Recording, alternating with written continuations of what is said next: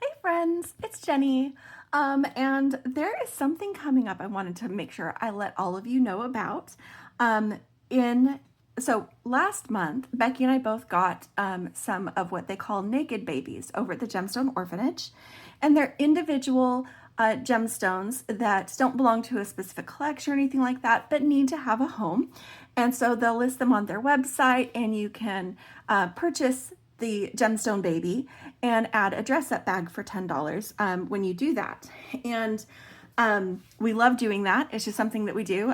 Becky and I, there were some that had gotten released and we loved them. And so I got two and Becky got one. So between the two of us, we have three. But there's an event coming up that I wanted to make sure I let all of you know about at the Gemstone Orphanage YouTube channel, which is Homestrung Jewelry. That link is going to be in the description on the 21st of March. So I figure if we've got three babies and we've got 3 weeks until this all starts, we would just do a baby a week. So I'm gonna doing the first of 3, but what they're gonna do is they recently moved a lot of their operations from their home to a like a business unit, a business suite. And so they recently moved all this, and they found so many individual gemstones that need homes, don't necessarily, like I said, belong to a collection. So they're going to do the first ever Nekkid Baby clearance live sale. So it's going to be this big event on the 21st of March. The time, I don't know a firm time on that yet. As we continue on and get closer, I will let you know. But following the YouTube channel and joining the Facebook group is a fantastic way to know for sure when things are happening. But they're going to do this live sale where they're going to have all of these wonderful gemstones, and they're all going to be numbered, and they are all available to also have a dress-up bag to go with it. And I'll show you the contents of that here in just a minute.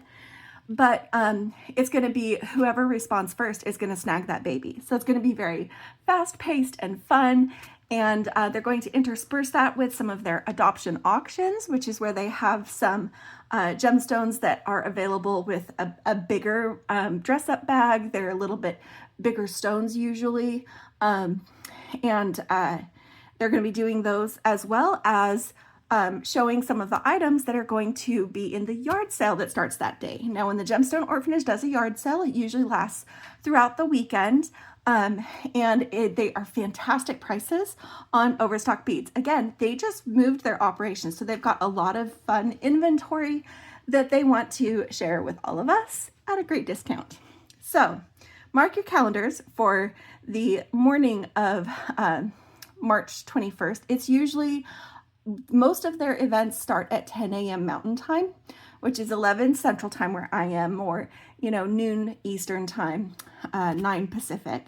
So I don't know if it's going to be that time, but that's generally when their stuff is.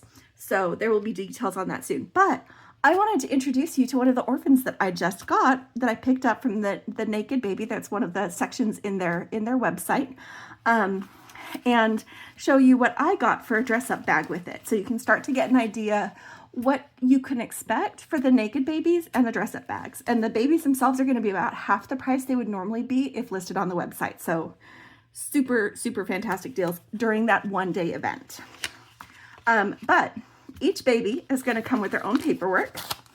So I'm going to show you what I have here. Now, I chose my baby, so I'm not going to be surprised by what she looks like. But there's always a bit of information here. The really important stuff talks you through what it means to adopt a gemstone orphan, and talk about some of the responsibilities that go with it, including how to take care of your gemstone, like avoiding too much direct sunshine, and do all this stuff. Feel free to dress it up, wear it as jewelry, take it with you wherever appropriate. Keep it close to you, give it lots of love. And remember, you don't have to limit yourself to just one. We believe in big gemstone families. We also make a contribution to a children's charity each time we place one of our orphans into a new home. We feel all children need and deserve good homes, medical services, and a chance to grow and reach their full potential. And they talk about taking a selfie and sharing it with the Facebook group. And again, those links will be in the description as well for the Facebook group. But this is important. And it just lets you know a little bit of what to expect, what you get with the Gemstone Orphan. So this is my little Fairley is her name. They all have a name. This one is Fairley. And she is a yellow banded agate. Get this behind. There we go. A yellow banded agate in a shield shape. And she's beautiful and lemony, and I love her. I really, really, really, really love that. So in addition to that really important stuff that I just showed you, there's also a special information page for your orphan. Now, I do have to say that when they do the special clearance events on the 21st, I'm not sure if they're going to have this level of information for each stone, because there is a lot of time that goes into creating this. And part of, I believe, having such great deals is that they're going to find stones for all of these babies before they even need to worry about taking pictures and making writing listings. So I'm not sure how detailed this will be for any gemstones adopted on the 21st. I'm sure my friend Debbie will let me know if I'm saying anything wrong. That's Debbie at Gemstone Orphanage. But this is Fairley, and on this sheet right here that has a list of the gemstone and my dress-up bags, my dress-up bag that goes with it, it says that it's of English origins and means one who is from the yellow meadow, which I think is really cool. I really think that's cool. One of the things going on this month, and I'll talk about it briefly now, maybe a little bit more detailed at the end, is that there's a stash challenge most months in the Gemstone Orphanage Facebook group.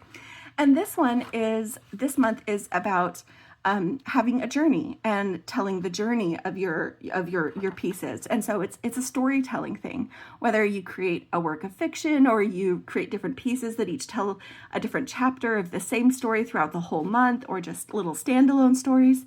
It's a way to invite you to connect with what you create and to share that connection with the others in the group. I'm really excited about that. I'm going to tell you more about the stash challenges and how they work later. But this is already like sparking some ideas for me. So it's yellow, gold, and white, top drilled front to back. The primary attribute of your gemstone orphan is stone of good fortune. Yellow agate has been used by many cultures for thousands of years, for it was thought to bring good luck and good fortune. It is believed that the yellow color of this stone represents the sun and its energy. Yellow agate helps you manifest your dreams into reality by stimulating imagination and creativity through its connection with the sun's energy. In ancient Egypt, yellow agate was thought to bring prosperity as well as health and happiness. It was also believed to help you recognize and accept life's changes. Greeks believed that wearing or carrying yellow agates would protect them from insanity. The Romans associated yellow agates with Jupiter, the god of justice and abundance. Your orphan stone will remind you that you are in charge of your life. It will help motivate you to take action and make the necessary changes and bring you closer to realizing your life's desires. My goodness, this is the perfect stone for me right now. There's so much going on in my life that I have been feeling ready, starting to feel ready to take charge, and this is encouraging. Yellow agates help to promote self-acceptance and confidence, encouraging the speaking of one's own truth. This property can help in understanding your own self. Agate is believed to improve one's memory and concentration, helping in discerning the truth and encourage honesty from all those in its presence. Your gemstone orphan is known as the stone of universal healing. It helps with emotional balance, stress relief, and anxiety. It can help you see the positive side of a situation. With that beautiful yellow, how could it not? No matter how bleak it may seem. It wants to help heal emotional wounds from the past, particularly those caused by grief or tragedy. If you've been on the channel for a little bit, you know that that's something I'm coping with right now. Yellow agate can create a sense of safety and security, helping to keep you calm and centered even during times of crisis or change.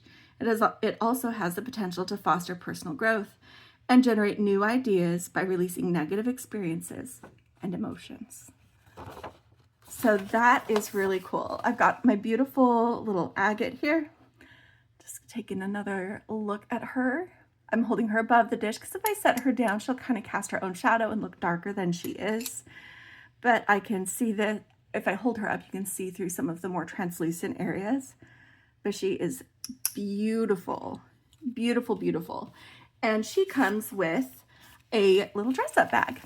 Oh, and by the way, I am totally dressing her up after I show you what's in this dress-up bag. We're just going to take a short break for a little bit of nickel testing because there are some metals in here that I need to check.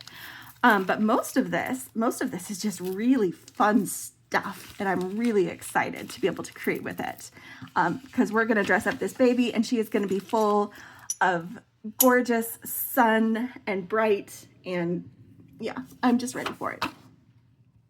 So in the findings bag, we have a 30 to 36 inch chain. This looks like it's a stainless steel chain. Chances are I can use this right here. And it has a lobster claw attached right here, as well as a couple of jump rings.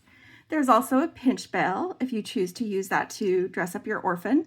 I don't know yet if I'm going to use the pinch bell, which it actually, like, especially with the shape of this shield, that pinch bell, I think, mirrors that shape so well. I may use it.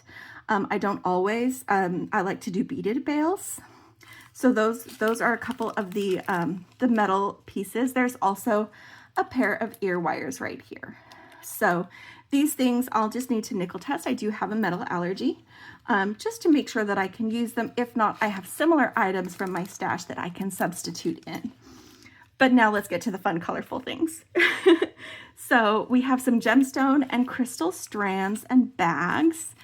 The first thing we've got is some 8mm yellow fire agate. They're faceted and there's 20 of them. Look at those glow. I mean, I happened to look away and then I looked at my viewfinder and I saw how gorgeous they were picking up all that light. And most of them are this delicious lemony yellow. Some of them are a little bit more golden. There's even, this one is a touch green, which is really interesting. That's beautiful. So those are the 8mm yellow fire agate. These ones are the 6mm ones. And you can see they have a lot more of that pale creamy notes to it, which is so nice when you put these two together, that they're not exactly the same stone. And you can really play with the texture and that variation of color. I think those are so gorgeous. There's also these beautiful things. I love the crystal discs that the Gemstone Orphanage gives us. They are on a yellow string, but they are actually a very pale light yellow, and they're a grade A 8x6mm disc, and there's 20 of those on that strand. And so they're going to be just nice and soft and golden, catching that light. And then we have these guys.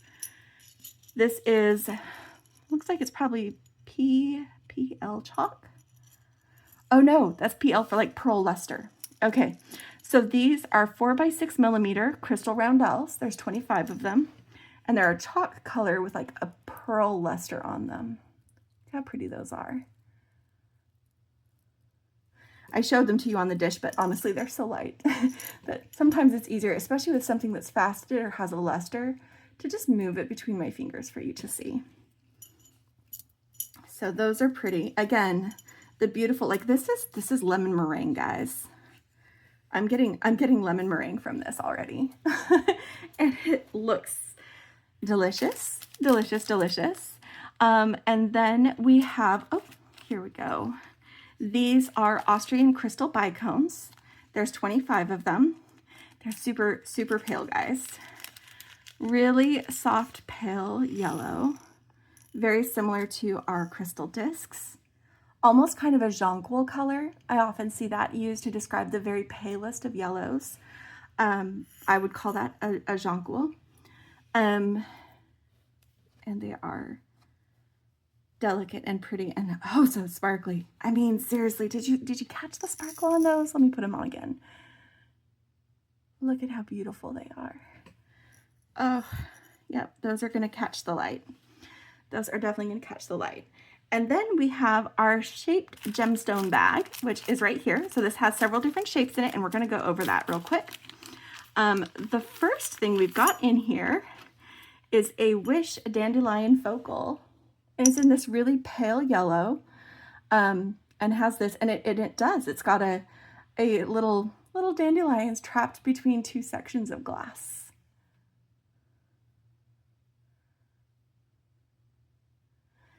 That's really pretty and fun. Okay, definitely goes with this whole thing. And then I've got 10mm citrine faceted coins. There's 2 of them, and they are A grade. Look at that citrine.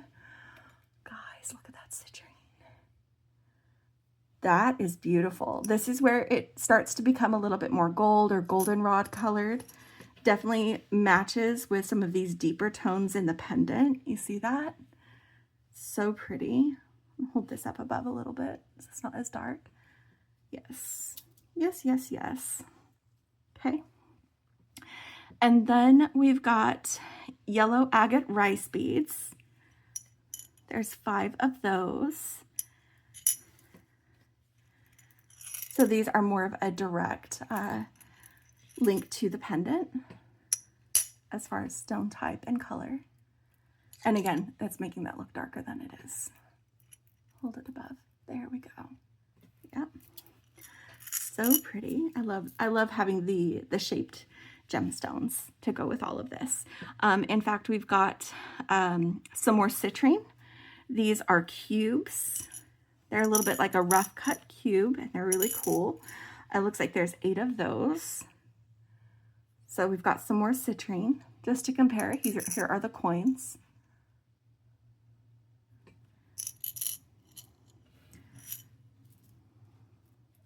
Love, love, love that. And then we've got yellow jade cuboids,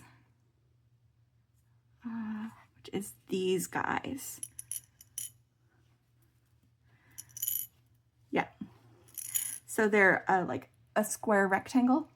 So it's a rectangle shape, but they're roughly square. Those are really cool too. Put those here. And then the last of our shaped gemstones are these star cut yellow agate rounds. Look at how juicy they are. I am in love with all of this yellow. I know yellow is not some of my friends' favorite things, but it is one of my favorite things.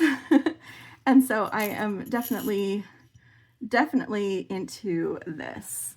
I'm not bothering putting this in a box. If you've been around, you know that we usually organize into an organizer. There's not going to be time. I'm going to make with this. I'm going to be using a whole bunch of this. And what's left won't be enough to fill up a box because I'm going to enjoy this. And then the last thing that I've got is a bag of citrine gemstone chips. Right here. So again, with some of those more earthy golden tones. Look at that luster in some of those. Those are so gorgeous. Check out those catching the light. Those are just incredible. I'm just going to set them here where we can see them. And I'm going to pause this video. And when I come back, I'm going to have everything ready to start dressing up my orphan, making probably some earrings and a bracelet to go with her.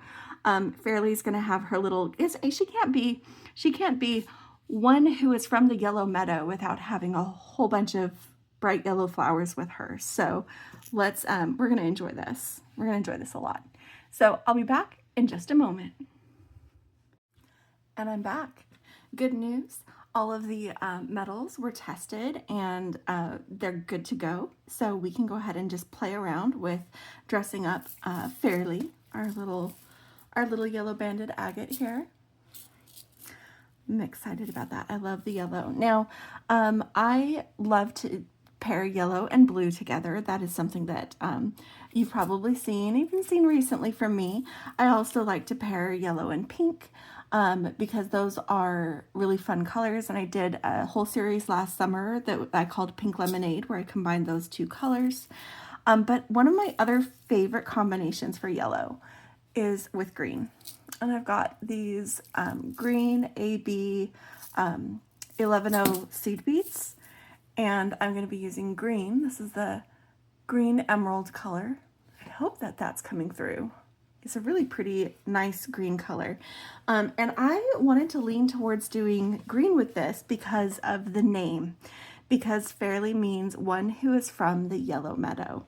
And when I immediately, the picture that conjured for me was a meadow in the countryside that is just covered in yellow flowers. But you're going to see those bits of green from the grass and the life and the growing coming through there.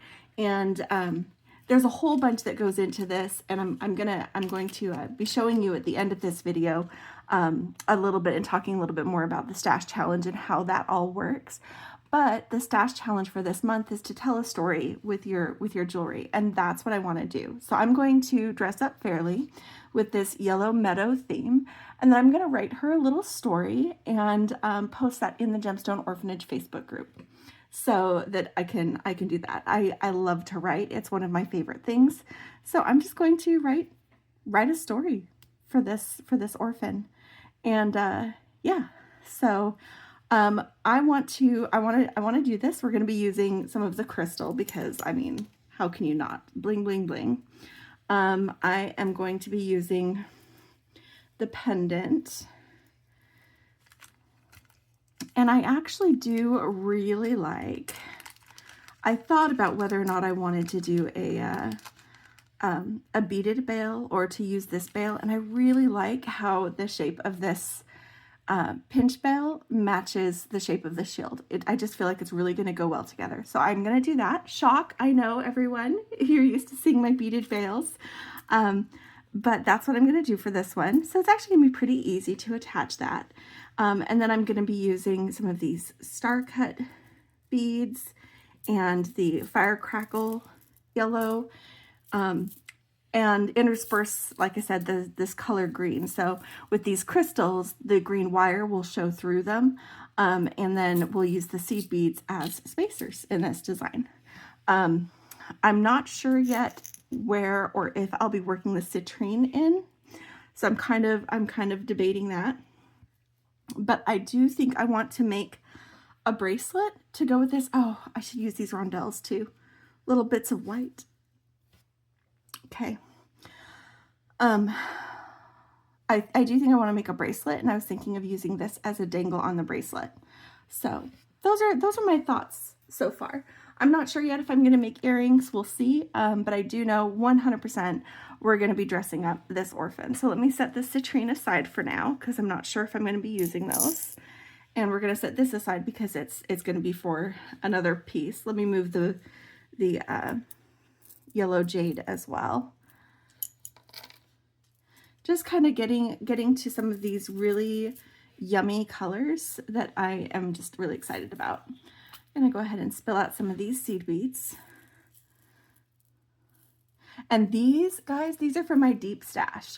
So they're not uniform. They're like what teenage Jenny could afford for beads.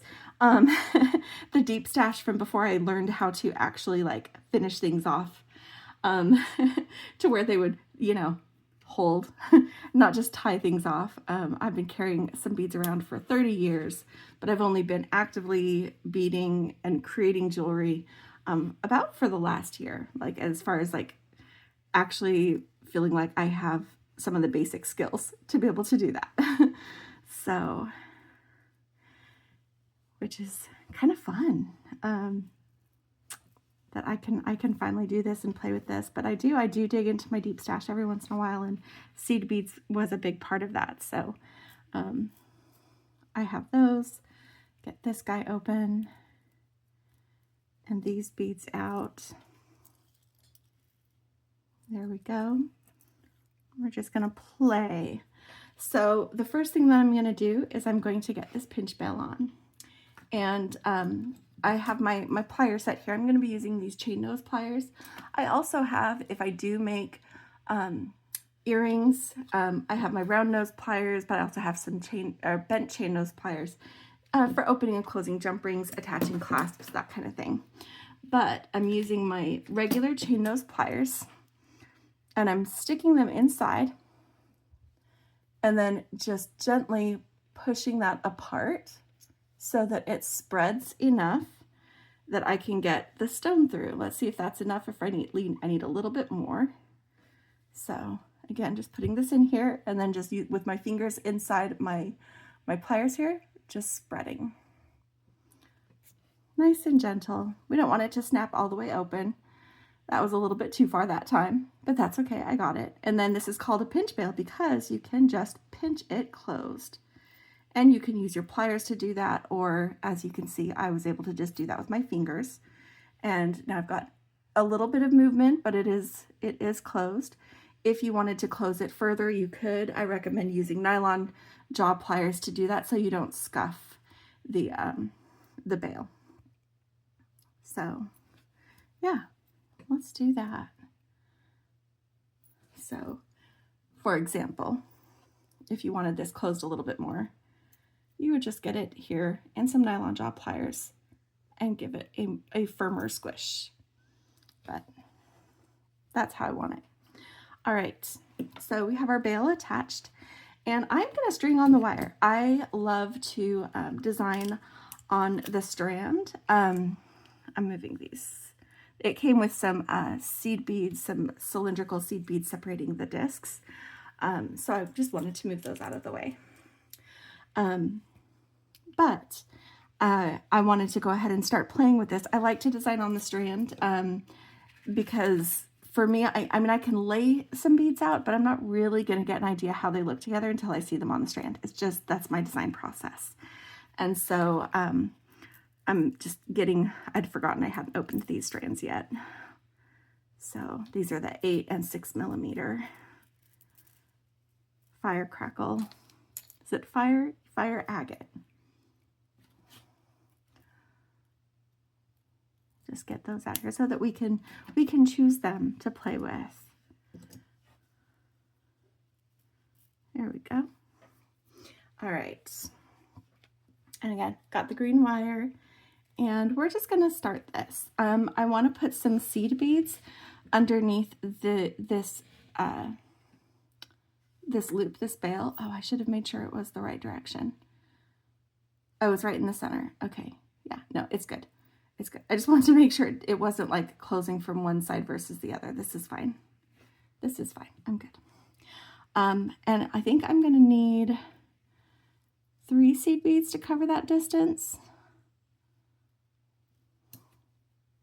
So what I'm doing is I'm putting some seed beads to kind of be a placeholder for that loop. They might be a little bit too small. I'm not putting crystals behind there. I don't have larger seed beads of this color. I think it'll be fine.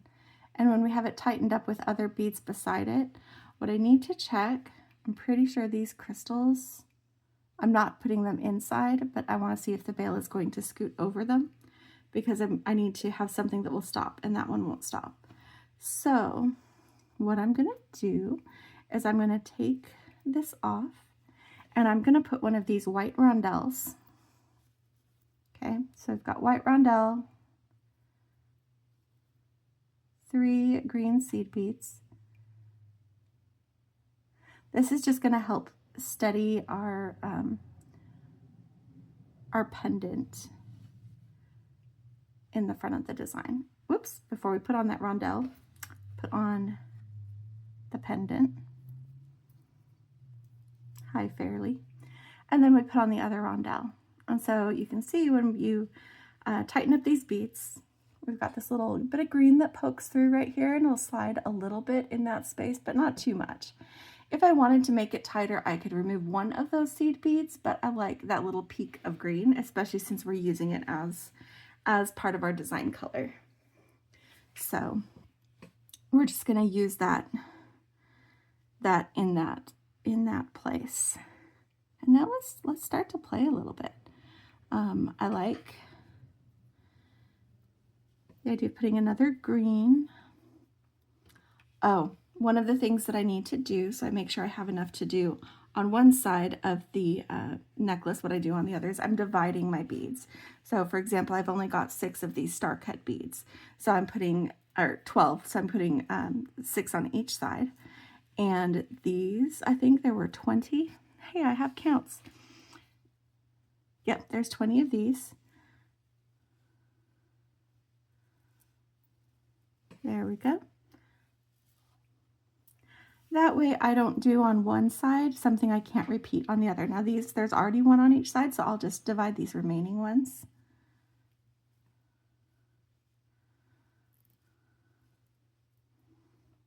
Those might have had 25. They did. So I'm putting the extra up here. And I think I'm going to have enough of these other strands, but it doesn't hurt to give it a quick little division. 9.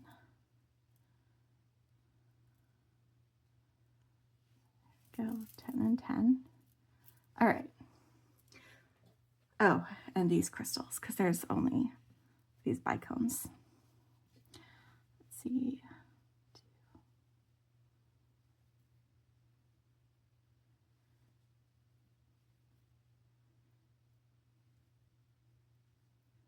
And the extra up there. Okay. That's pretty good. And I know that if it will all work out great. Okay, so I want to use some seed beads to create a little bit of distance before we put our first kind of grouping. So I'm doing 3 seed beads. I've already got one on the strand, and I'm adding 2 more. This is where we play. So let's just play, guys. Let's just play. I have a tendency to like to try, and so it's going to be the first thing I do, going from smallest to largest. And I will adjust that if I don't like whatever part of it. I'm also trying to pay attention to the colors, that I'm getting some of the more saturated tones up front. So for example, if we put that there, and then we do this, no, let's do this. One of these discs, I think that's about the space to put a disc. One of these guys.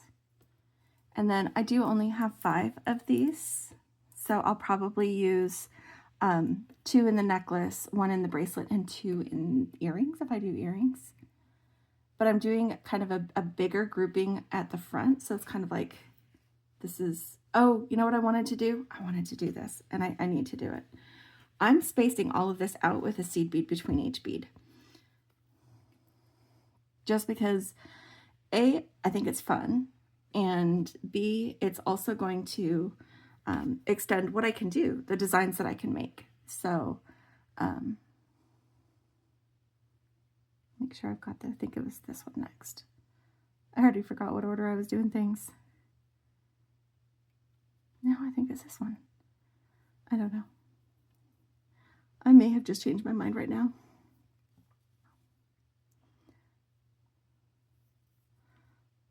Because I want to feature, even though they're just small beads, I want green to be a pretty solid part of this design. These little crystals are kind of getting lost because of the dark green beading wire, but also because, I don't know, they're kind of getting lost. I might back that up, but I wanted to get in general what we're doing here. So we had where did it go? Oh, there it is. We had this. No, we had this. Oh, I put on 2 seed beads. That's okay. So a star cut, a seed bead, a crystal rondelle or crystal disc, a seed bead, and then the 8mm fire agate, and then one of these juicy, what did we call these ones?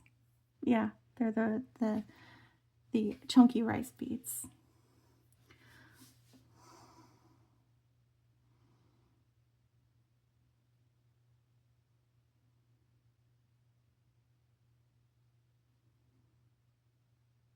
I'm not liking it. See, I would plan on coming just back out of it, but this feels strange to me. I'm trying to figure out why. I think part of it is how we're using those bicones. I'm going to adjust that. I don't want to start with a bicone. I want to start with one of the 6mm. And remember, these 6mm have less of the yellow color saturation than the 8mm ones do. What if we don't put a seed bead between every bead, but we put it between certain groups of beads? Let me try this. So I've got a 6mm, the white rondelle, or I think it was chalk, the chalk rondelle, and then a seed bead, a star cut,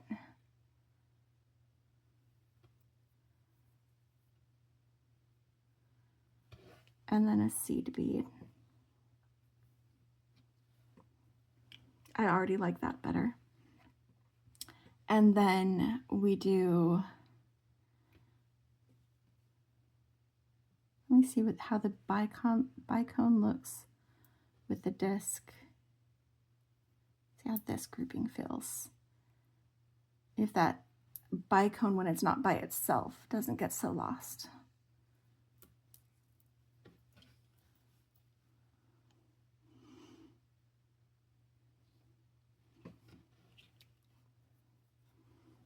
And then let's step back out of that. And I might change my mind. If I do, then I will. I dropped a bead and I have no idea what bead it was because I didn't think I had anything in my lap. That's okay.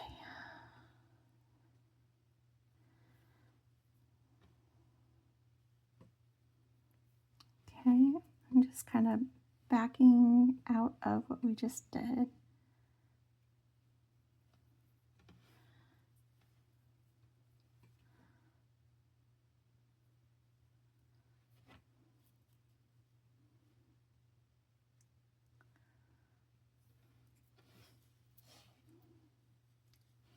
A little bit too. I want it to be more similar to what we started with as far as color goes, just for this.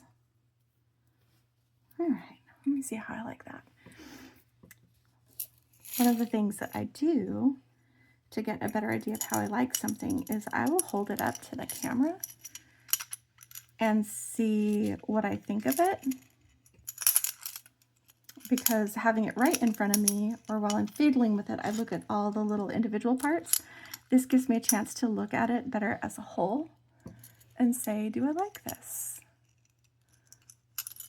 I think I like that so far. Let's see where I go from here. Because it's not going to, I'm not going to repeat the same thing. I don't have enough rice beads to do that, not with planning other stuff. Let's put a grouping of 3 seed beads here.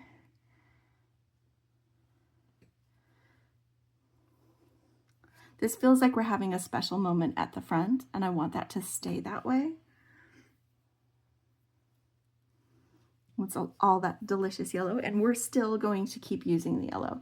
But now we're going to just make everything a little bit smaller. We may not use very many of the discs in this. What if we did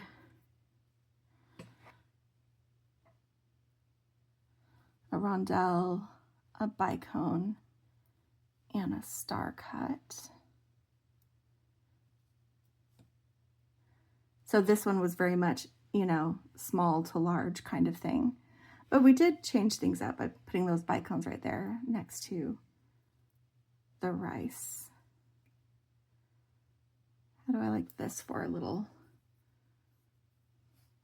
interruption?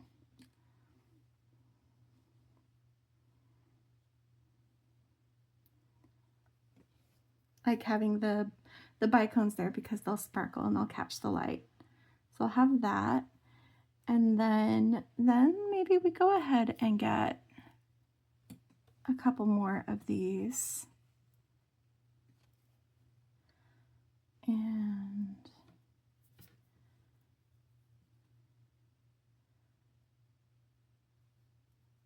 put a seed bead between the 6 and 8. And then have this disc, and then another 8.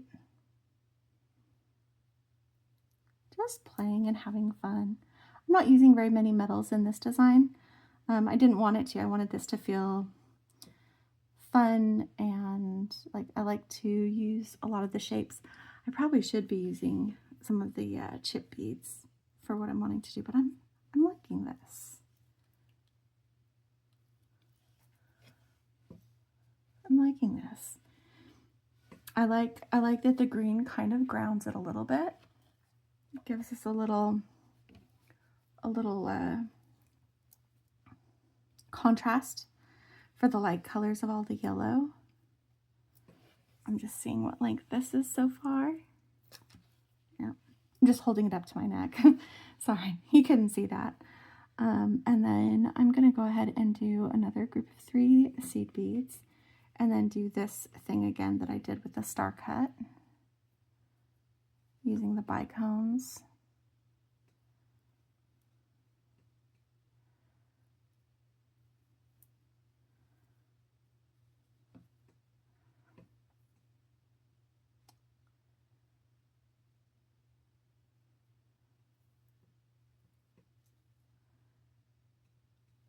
And this.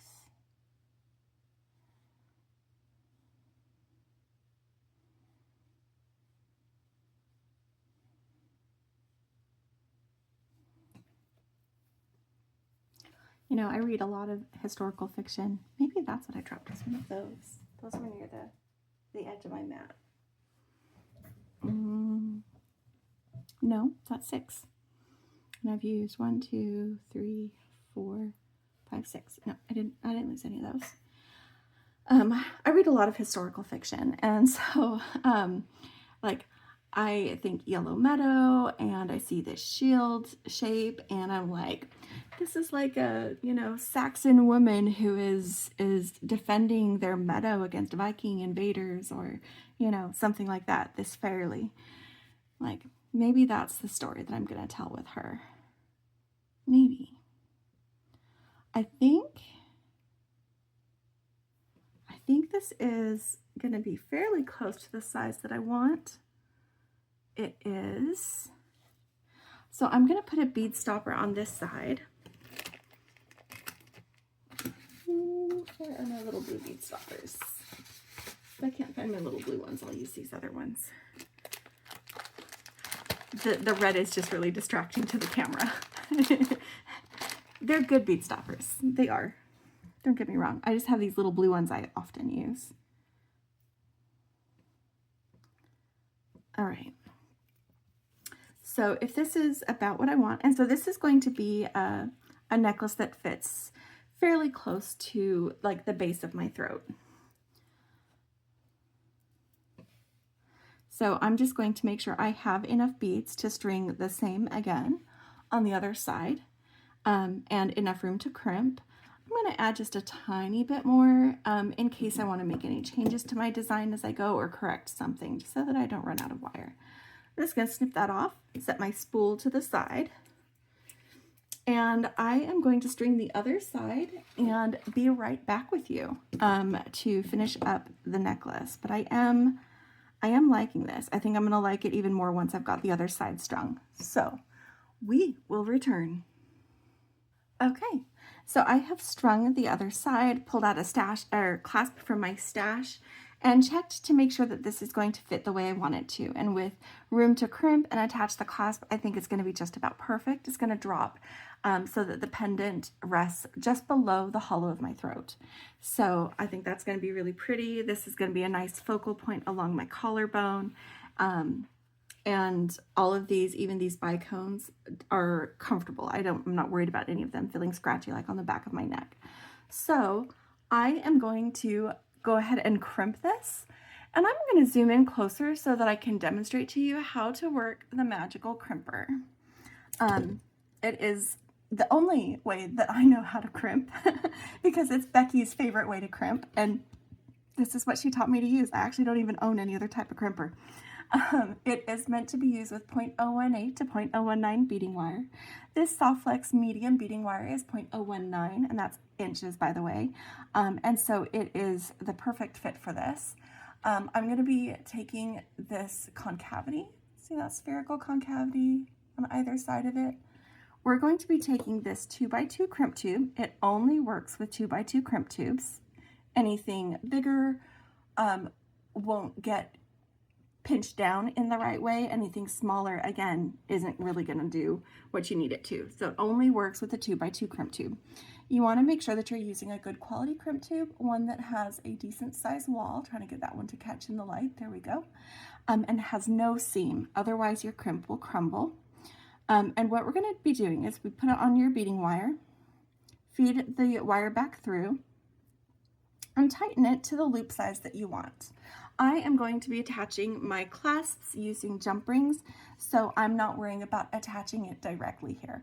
I do that for a couple of reasons. I know that it's a little bit less secure because a jump ring is a possible point of failure, but if I ever need to swap out a clasp, if I've attached it with a jump ring, take your crimp tube, center it in here. I was talking about other things and just started crimping. Center it in here and then give it a squish. And then what happens, you want to make sure that it's centered, and it'll pinch down those four corners like a little ravioli.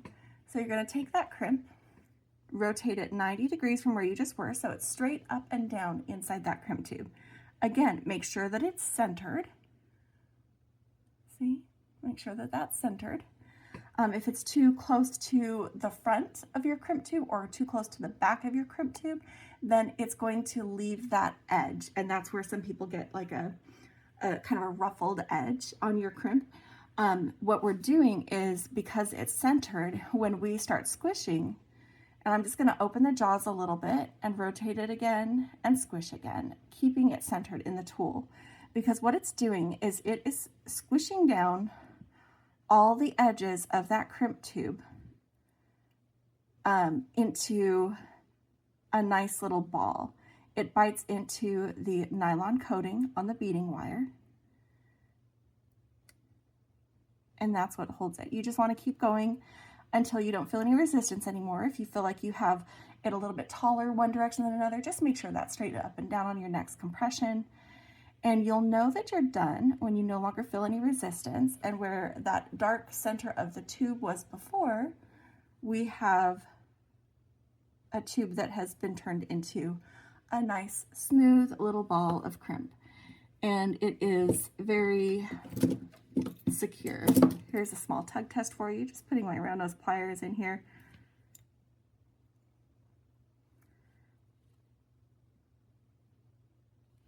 Definitely holds. So I go ahead and snip off the edge of this, the end of this.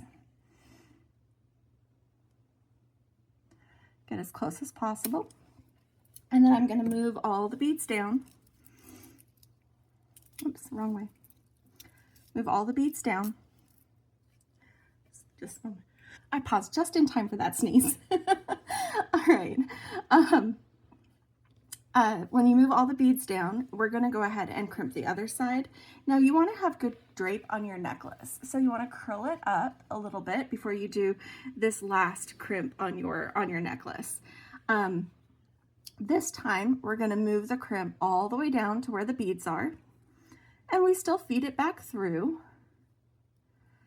Some people like to try to feed it back through your beads. These are seed beads, so it wouldn't work very well anyway. I, in general, do not do that. I have a tendency to have my tails come loose for whatever reason. Maybe I have too much slack in my coil or something, and then they scratch me, and I don't like that. So since it's not necessary for this style of crimping, if you're using a different style of crimping, you may need to feed back through.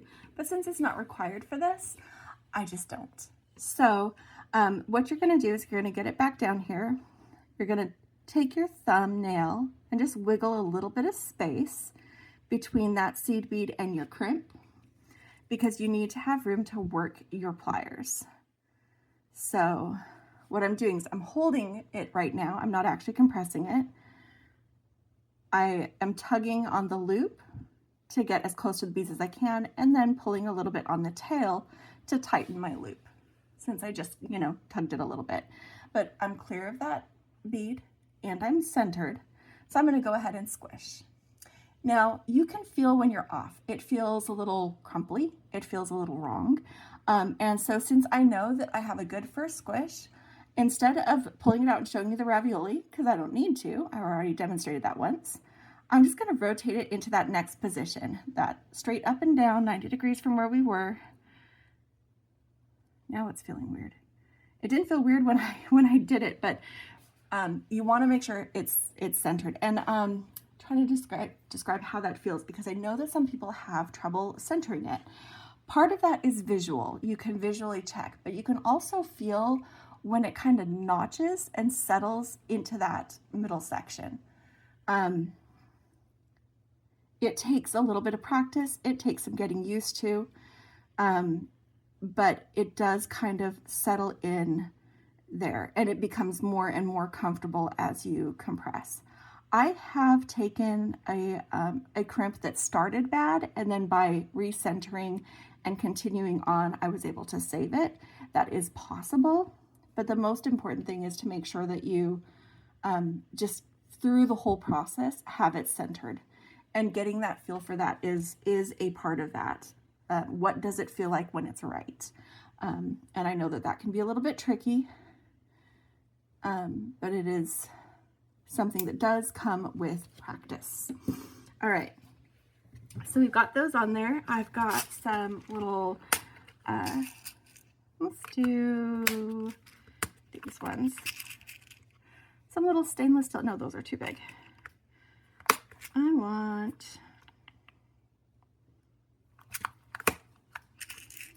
They need to be big enough to, there we go. And these are stainless steel, so even though they look thin, let me zoom back out. Even though they look thin, they're strong. So I am gonna go ahead and get one of these open. And I have my bent chain nose pliers here, but also the other end of your magical crimper can work as a second set of pliers for opening and closing jump rings.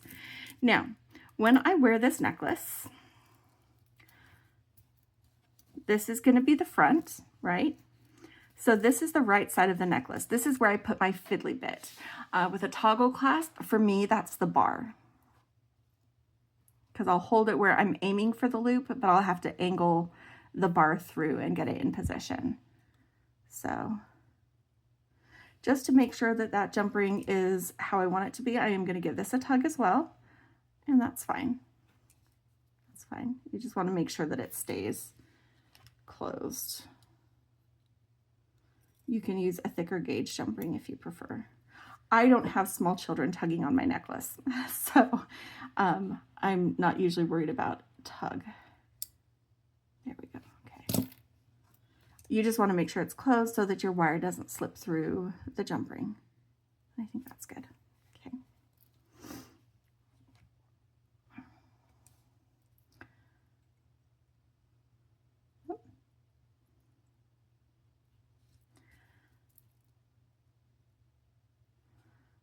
And then put the bar or the loop here. So I chose, and this one, the loop doesn't have a front or back, it's the same both sides. I chose this kind of like wreath branch motif. I felt like, oh, where did that jump ring just pop to? It slipped right out of my pliers. Oh, there it is. Okay. I was gonna say, I guess it's a good thing I accidentally grabbed 3 jump rings, but no, we'll just use this. All right. I was busy showing you the loop and lost my grip on my pliers. All right.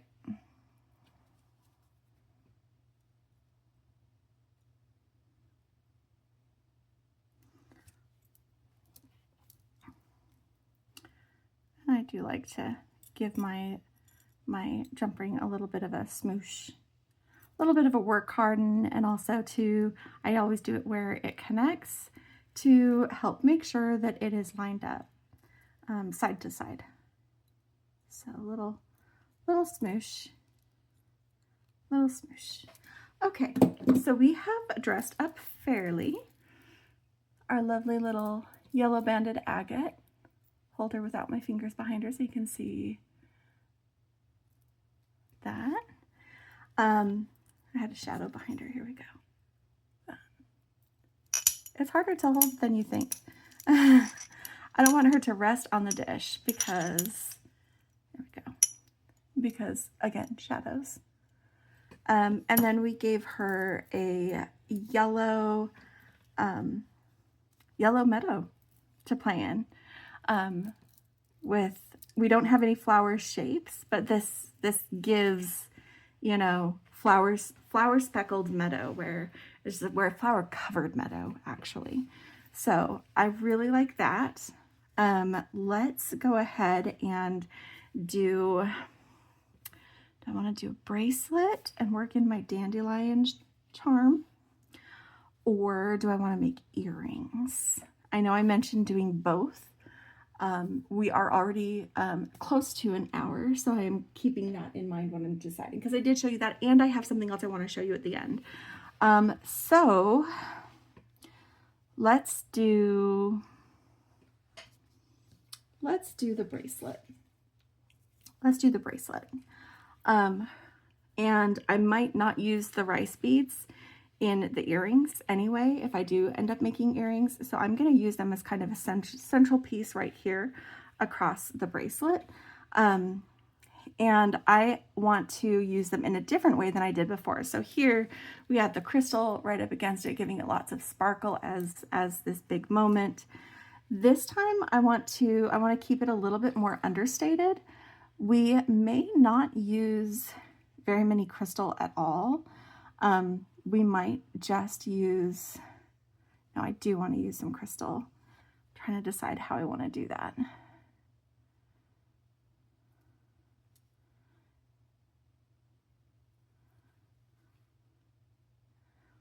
Let's see what I think about just putting, because the green does show through that crystal, so we'll still have that moment of green between each one. But I wonder if having a bicone rather than the discs, just the smaller scale crystal between each of these, is what we want. Oh no! Do I have a blocked hole? That can happen sometimes. There it is. Okay. I do not have a blocked hole. Okay. And then we'll do at least one seed bead here.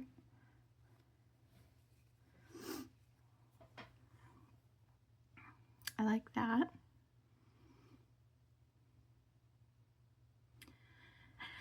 And let's see.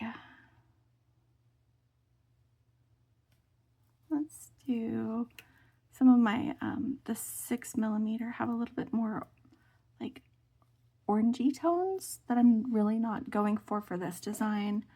Move away the ones that are a little bit off in tone. So I'm just looking at these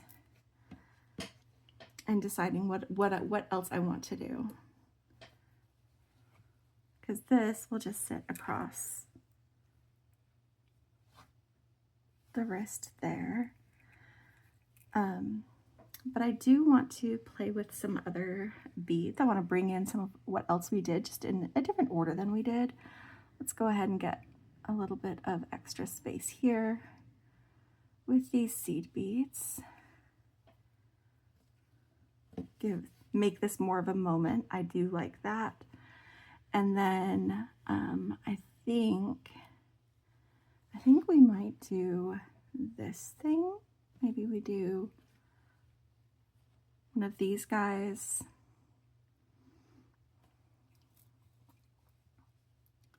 I have 4 star cut left, and I want to save some of those. So I'm gonna do one of those.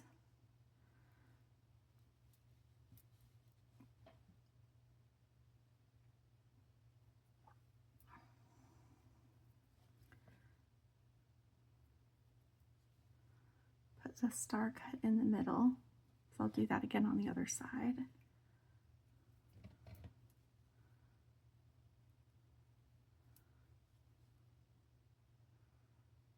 And I think I've got a tape measure here. Just want to get an idea how many millimeters I am from the center of this second rice bead. Yeah, I'm going to do 3 more seed beads here. And then we're going to use our bead stopper again. And then I'm going to do the same thing as I did with the necklace. I'm going to cut a little bit more than what I need to finish on the other side. So if I need to make any adjustments to my design, I can, but I have plenty of room to crimp both ends. And then just real simple and quick, get on the beads to mirror what we've already done, which was a series of 3 seed beads on the side of that. And then we've got the chalk rondelle, the 8mm fire agate, a disc, a star cut, another disc, and another 8mm, and a white, the chalk rondelle, and then 3 more seed beads.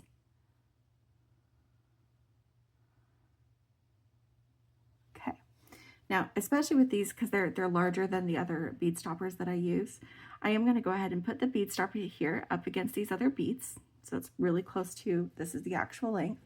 And I'm just going to try it on my wrist to see if I need to add a little bit of length, beaded length, to both sides. I'm going to be crimping, adding a toggle, and we're going to add this dangle with the dandelions to where we're going to hold the ball. So I can hang on to this, and then the toggle can drop here. It'll help me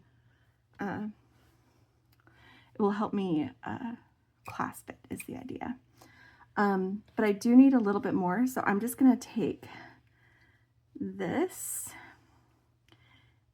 and I am going to add, it doesn't need much more though. I'm going to add just 1 little crystal and 1 seed bead to each end, because it really, really doesn't need much. I need a little bit. I do need a little bit, but this just gives it this tiny little bit of bling. 1 of these little bicones and a seed bead. Okay, I think that's going to be good. I am going to get these crimped, and I am going to go ahead and do them on camera just like I did before. But I don't need to demonstrate it because I already showed you on the necklace, but you can watch as I crimp this, but like my normal speed of doing it, which is not super fast. It's just without stopping to explain or demonstrate. It's just, this is the normal pace and process and how it goes for me. So a little bit of a smoosh, and then just keep rotating with smooshes. It felt like it wasn't in the spot, so I stopped and made sure it was centered, because it felt like it had gone out of that little section. So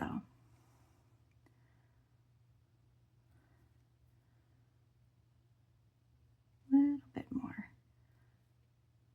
That's looking good.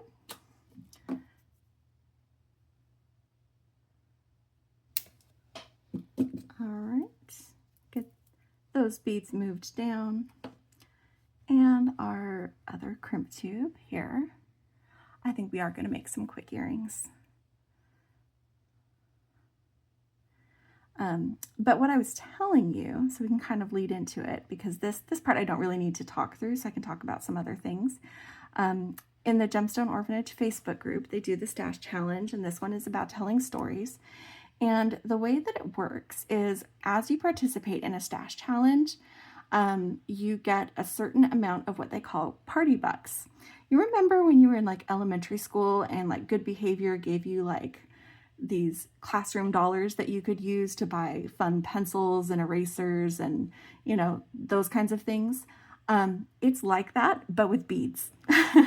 So your participation with the challenge, your participation in like commenting and liking and supporting the other people who are, oh, I totally messed that up, guys. I said, I don't need to pay attention. And then what did I do? I crimped with like 3 inches to spare. That's not how that works. That's not how that works. How many of you saw me do that and said, Jen, stop and pay attention. Don't ignore this. Anyway, you get party bucks. So like, you can also get some extra entries each week, or not entries, extra participation thing. And it does cap out, like for the current month of March, it'll be like, what is 100 party bucks? And yes, that is inflated. there is inflation. Like I said, this is not real currency, but you use it to shop in a special section of the Gemstone Orphanage website where you can get some things. And I redeemed some of my party bucks, and I'm going to show you after I finish this set that I'm making. We're going to do the bracelet, and then we're also going to do, like I said, some earrings. But after I finish making some jewelry, I'm going to show you some of what I got in the party bucks, just so you can get an idea what these rewards can be for doing your stash challenge. And it is the stash challenge. You don't have to use Gemstone Orphanage items.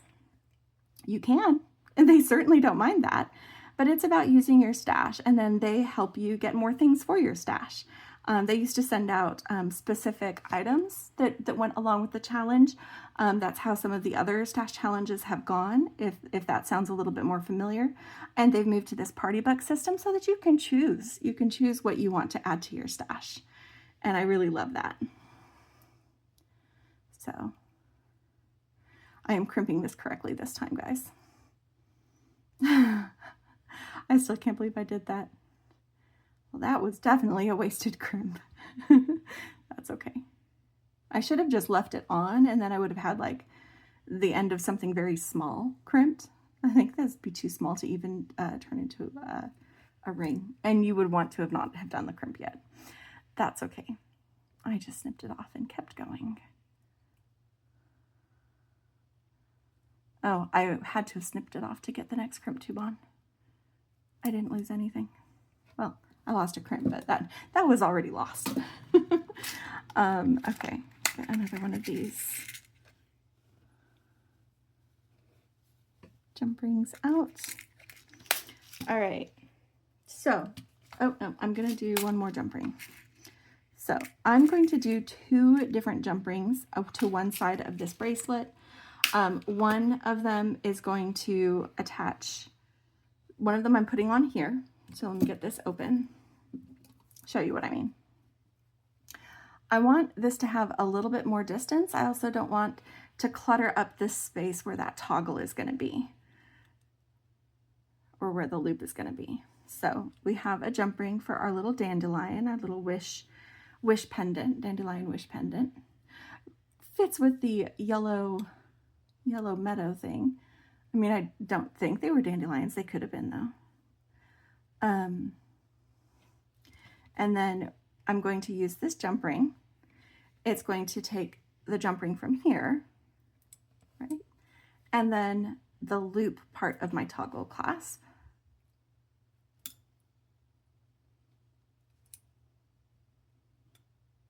There we go. And then I'm going to do this other one with the bar. I don't normally do something so big for a dangle, but I really wanted to use that.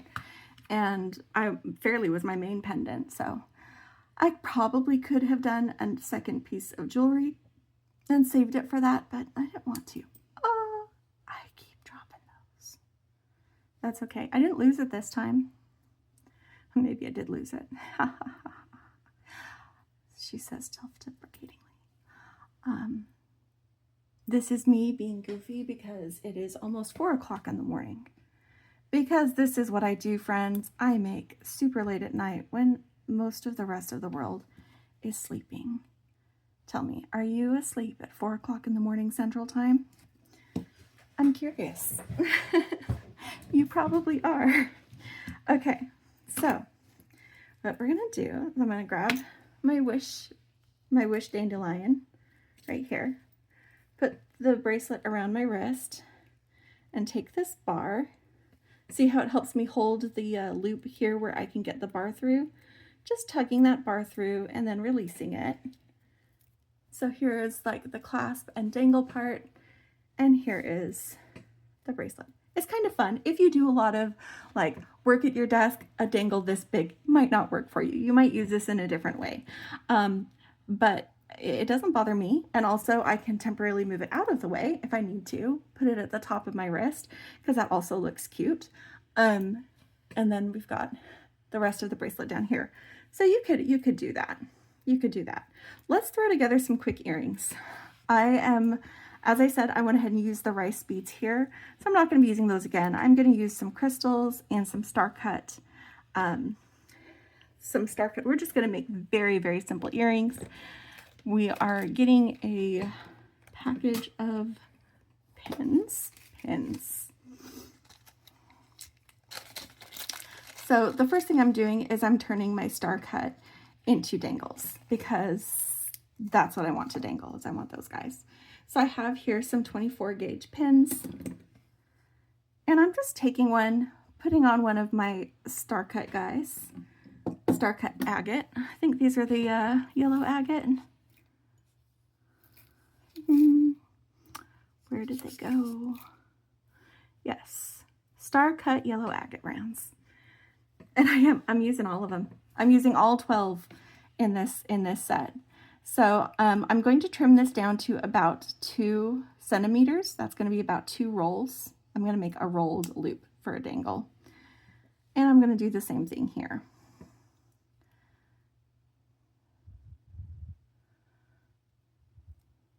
So this is just an estimate, but it's like 1, 2, and then snip some off.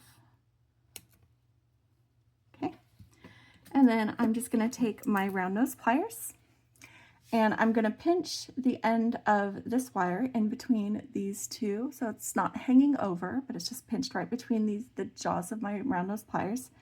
And then I'm just going to roll this toward me, holding it against my finger. It helps me kind of keep it tidy. You can see it's coming around and making that second roll right now. When it gets about this far away from the bead, I'm taking my pliers and pushing them back. What this does is it bends the wire over the bead, and then I finish my roll. That ended up being a little bit, because I made really small loops, that ended up being a little bit, it's more like a roll and a half. If you want to trim that, you can. I actually think I'm going to. So I'm just going to go in here. I've got the, this is the end of the wire. I didn't trim it as much.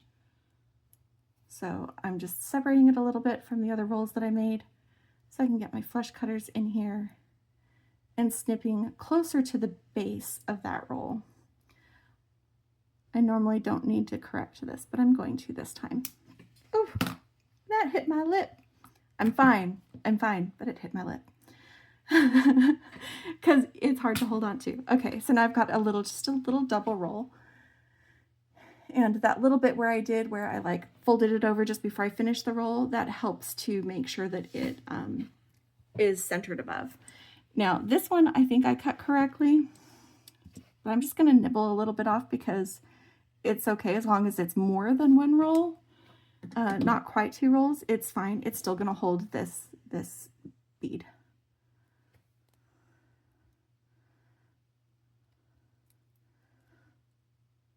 It's moving farther down my pliers.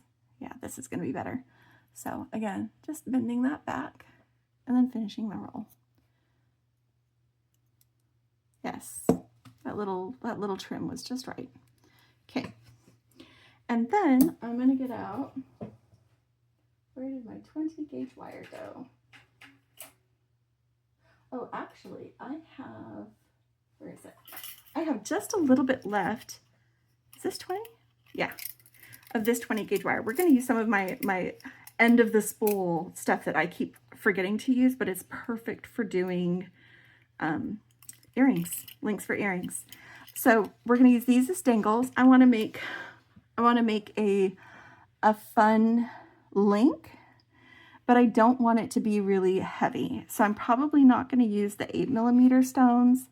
I might use, I just need to match them up. Let's see about do the bicones fit? The bicones do fit. Do the seed beads fit? They do. And then one of these that's a little bit more white toned of the other agate.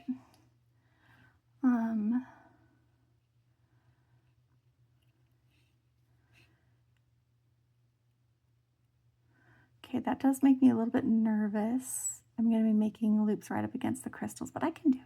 I'm fine. Why are you not getting on? Don't tell me I'm having trouble with one of them. Okay, that one fit better. So I could also put a seed bead on either end. No, that's too much. I think this is right. I think that's the link that I want. So I'm just going to repeat that because I'm going to make that link twice. Putting on one of those, putting on a seed bead, and then one of these kind of creamy yellow, because we've got this bold yellow that's going to be our dangle. And then another seed bead. Switch to seed beads that are a little bit more uniform. Like I said, these are not even seed beads, so one of those was a lot taller than the other one, and it looked weird. There we go. And then another crystal. Okay, so this time I'm going to be starting the same way, where I'm taking the wire between the jaws of my round nose pliers. This is already a flush cut because of the way I make my links. I'll explain that in a moment. And I'm just rolling this towards me, but instead of rolling it past, I'm stopping when that metal meets the metal, like this. Okay. And then, it's a little wonky. There we go. So you stop when the metal meets the metal, and then you're just going to open the jaws of your pliers, rotate them until they come back and they are just barely tapping that other wire, close it, and then give a little twist. What that does is it centers that loop above your beads. It got a little bit wonky, so I'm just straightening that with my chain nose pliers. Moving the beads up, and then cutting with the flush side down towards the spool. That's how I always start with a flush cut, about a finger's width down. Okay, this one is going to get another little trim before we're done, and this way we start with a nice flush cut to make our second link. And I'm just repeating that movement, see, like this, and then tiny twist. It doesn't have to be a big twist, just a little bit. Get these beads up here, make sure you've got all of them, and give it a snip. Okay. All right, I'm going to make these perpendicular loops. I think with this design, it's going to look a little bit tidier. So I'm going to make these perpendicular loops. I don't have anything that faces one direction or another. So while I'm holding this, where I'm seeing a line instead of a circle, I'm going to take these beads and gently fold that wire over across that bead. Okay, gently, because that's a crystal. And I'm going to do the same thing with this one. And I'm not actually pressing with my thumbnail, I'm just using it for leverage as I make that little bend. So here's where we're going to do our little trim. You're going to trim off all but about 1 centimeter. And on my finger, the size loop that I want is going to be right about here. If you want to measure yours, you can. Becky taught me to find a place on my finger that seems to work for me, and just to, use that as my own measurement. And then because this is already bent over, now when I take this and I roll it, when I finish rolling it, it's going to be centered above that bead. I don't have to risk breaking my crystal by centering it after. And so that's an important thing for me. So it's centered, it's arranged so that it will center when you finish making your loop. Okay, and let's get our little ear wires out. Okay, these are the ear wires that came in the dress up bag. They look like they might be a little bit thicker gauge than I'm used to wearing, but not too bad. So I'm going to go ahead and use those for this design. If I am uncomfortable later, I can always swap out the ear wires. That's one of the things I love about the fact that I've learned how to make jewelry, is I can make those kinds of adjustments. So what I'm going to do is I'm going to take one of my links and I am going to open one end like this and put my dangle on, or drop my dangle, you choose, and close that, make sure it's nice and secure. And then I'm going to open the other end. Here we are. And I am going to position this. So I'm opening it so that it opens on the right because I'm right-handed and that's just easier for me. But if I look at this bottom loop, the solid part is here. So this is the front of this loop. So I'm going to make sure that my ear wire is put on that way. Oh, I need to pull that out because there's no way my ear is going to fit in there yet. But you're going to put the front of your ear wire where the front or solid part of your link is below. So, oh, that moves very easily. Okay. All right. Let's get this on. And I'm just doing the same thing, repeating the same process, putting on my dangle.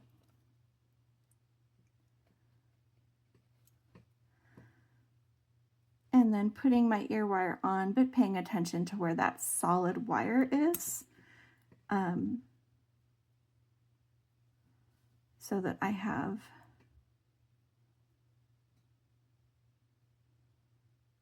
wait a minute. That's not right. That's backwards. There we go. And close that. And I just saw that my other link, oh, careful. I felt a little crunch. It's fine. It's fine. That it wasn't quite closed. I just saw that it wasn't. So I'm just back in here and positioning that. Okay. So there we go. We have our little dangly earrings, our dandelion wish bracelet, and our gorgeous yellow meadow for Fairley. I'm going to clean up these extra beads. We're going to be back for one last look, and I'm going to show you the goodies that I got when I redeemed some party bucks from that I earned on a previous stash challenge. And you can earn those now if you join the Facebook group and want to start making along with us and everybody else in that group. So I'll be right back. Okay, so we've got our little set here, but I'm going to be showing you, just going to move this a little bit to the side. I'm going to be showing you some of what I got with my recent Party Bucks redemption. So move this, there we go. So first off, there are a couple of little thank you gifts in the package, and this has some tiger's eye hearts that are super cute, and these little, I'm not sure what these are. They're stone. I don't know that stone. I'm still learning a lot. So I've got these 4 tiger's eye hearts, and they're so pretty. hold one up so you can see the chatoyancy, the light as it moves. So pretty. This also has some mixed ones, and I noticed that there's a tiger's eye heart in there. This is just a bunch of mixed gemstones, which is super cool. And I don't know what this strand is. I probably should have paid attention to my my free gifts before I started doing this design, because these would go really great with all of this too. I mean, yeah, they're really pretty. So I'm not quite sure what they are, but they are a type of stone. I can tell that. They've got inclusions and stuff. Yeah, I'm curious. They're really pretty and really sweet. That was a very nice little gift. And then, like I said, they also gave me this other little free thank you gift that has several pieces in it, including some lapis lazuli and some rose quartz and some tiger's eye. We've got a tiger's eye round and a tiger's eye heart. That looks like it's also a lapis round right there. I can see the pyrite in it. I almost said it was sodalite, and then I saw the pyrite.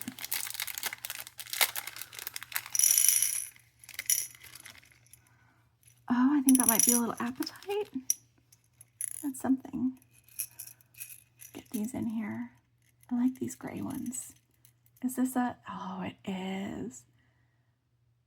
I think that's, I was going to say it was like a labradorite, but I think it's a moonstone.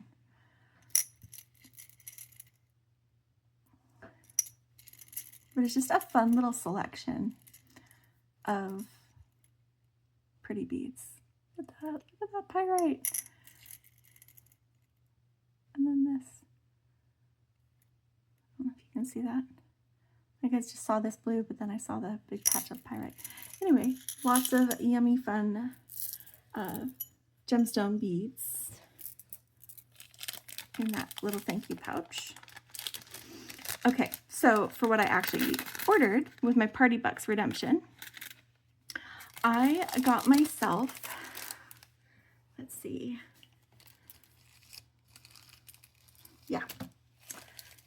I got a little bag full of goodies. One of the things that I got was some Millefiori donuts, and these were random. There were several that you could get.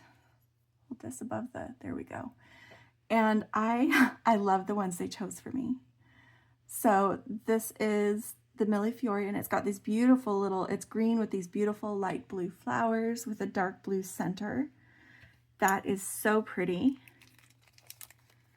And again, I got these for participating in the stash challenge. I didn't have to actually pay anything but $6 shipping to get what I ordered. And then this one is less translucent, and it's this dark blue, again with light blue flowers, but with a yellow center. And I love that they gave me the blue and the green. Absolutely love that. And then vintage glass pink leaf drops. I mean, they were just cool stuff that was in there. I don't know if these items are still there, but that's where they will put some things that you can use your Party Bucks redemption. But look how pretty those are. I think those are really, really fun. And then also some vintage pink lampwork coins. They've got this pink and white swirl.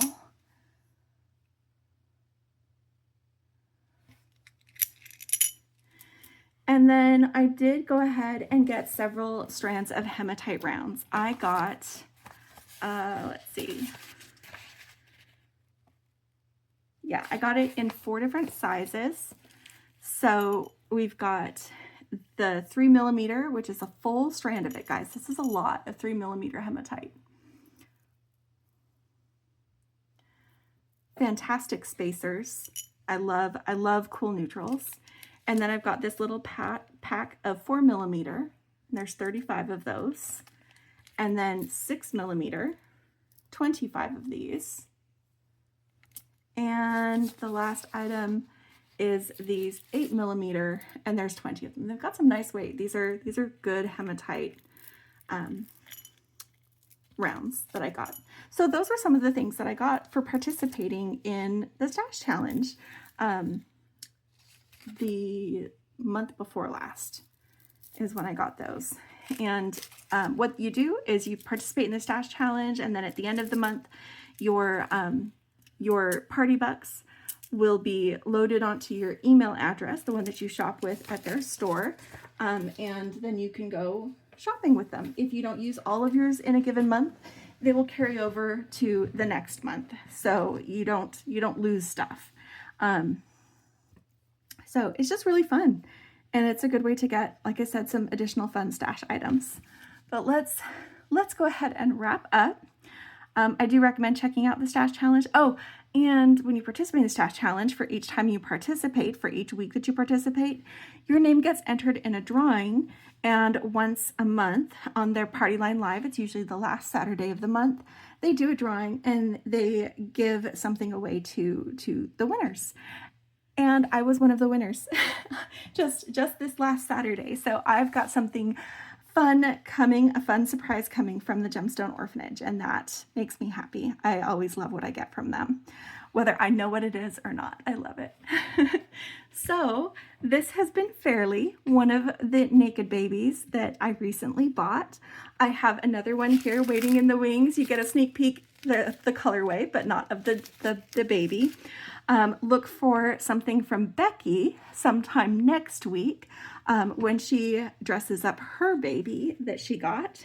And mark your calendars for March 21st for the special Nekkid Baby clearance, adoption auction, and yard sale. It's going to be a big event. It's going to be a lot of fun. And this is to give you an idea some of what you can get. So yeah, I hope that you enjoyed this video. If you liked this video, hit like. If you want to see more, subscribe. And as always, my friends, happy beading, and don't forget to play. Bye!